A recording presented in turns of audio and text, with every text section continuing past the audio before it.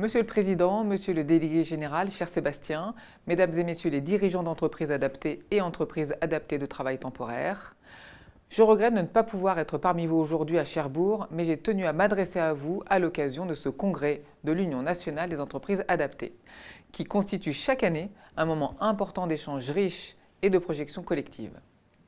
Le thème que vous avez choisi, Nouveaux équilibres, nouvelles dynamiques, consolider nos modèles pour conjuguer performance et inclusion, résonne pleinement avec les enjeux qui sont les nôtres pour les années à venir à l'horizon 2026-2030.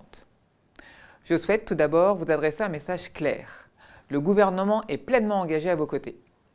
Dans un contexte budgétaire exigeant qui peut inquiéter, nous avons fait le choix de préserver l'essentiel, soutenir les 830 entreprises adaptées et entreprises adaptées de travail temporaire qui emploient plus de 50 000 salariés et qui constituent un levier de notre politique d'insertion professionnelle. Avec Jean-Pierre Farandou, nous avons pris nos responsabilités en réduisant de moitié l'effort attendu sur les aides au poste, tout en maintenant les moyens financiers consacrés aux dispositions de transition, en particulier les contrats à durée déterminée, tremplins et les entreprises adaptées de travail temporaire, qui enrichissent la palette de solutions d'emploi proposées aux personnes en situation de handicap par vos entreprises dans les territoires.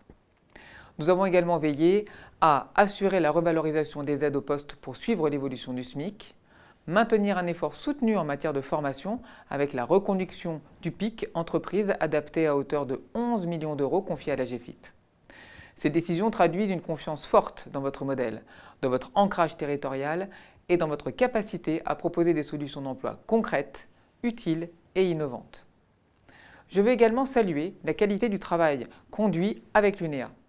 En 2025, 99,1% des crédits ont été effectivement mobilisés, témoignant d'une gestion plus performante et d'une dynamique collective positive.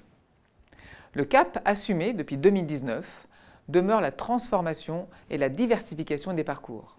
Cette confiance s'accompagne d'une exigence partagée en fixant un cap clair. Poursuivre la transformation des entreprises adaptées, diversifier les modalités d'accompagnement vers l'emploi durable.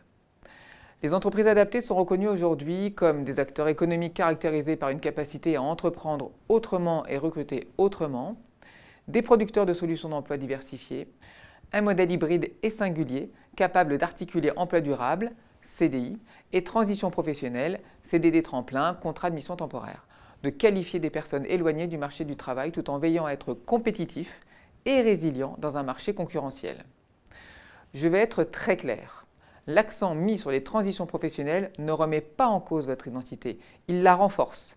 Il s'agit d'amplifier votre capacité à proposer des parcours dynamiques permettant à chacun et à chacune d'accéder, lorsque c'est possible, à l'emploi durable auprès des autres employeurs correspondant au projet professionnel de son choix. Des progrès sont engagés, notamment grâce aux entreprises adaptées de travail temporaire et aux contrats à durée déterminée tremplin. Mais nous devons aller plus loin. Ces dispositions restent encore insuffisamment développées, leur déploiement demeure inégal selon les territoires et les structures. Dans ce contexte, l'État sera particulièrement attentif à 3 priorités. Un pilotage territorial renforcé, assurant la cohérence entre dispositifs, besoins économiques et parcours des publics, une allocation des moyens plus ciblée en faveur des dispositifs les plus insérants et des publics qui en ont le plus besoin, et un développement accru des partenariats économiques pour multiplier les passerelles vers l'emploi, immersion, recrutement, structuration de filières. Il s'agit de mieux connecter les entreprises adaptées à leur écosystème, public comme privé, pour créer davantage d'opportunités concrètes. En conclusion, j'évoquerai la confiance et l'exigence. Les entreprises adaptées ont démontré sur tout le territoire national ces dernières années leur capacité d'innovation, leur résilience durant la dernière crise sanitaire. Aujourd'hui, l'enjeu est de consolider votre modèle hybride qui doit articuler de manière soutenable cycle long, les CDI, et cycle court, les transitions professionnelles, CDD tremplin et contrats de mission des entreprises adaptées de travail temporaire, accélérer les résultats et amplifier l'impact sur l'accès et le retour à l'emploi durable des personnes en situation de handicap, en particulier les plus éloignées du marché du travail. Nous poursuivons avec l'UNEA un travail étroit et exigeant. En matière d'optimisation des crédits, ce travail porte ses fruits et doit se poursuivre. Nous devons également accompagner vos transformations, notamment en facilitant vos investissements et le développement de nouvelles filières.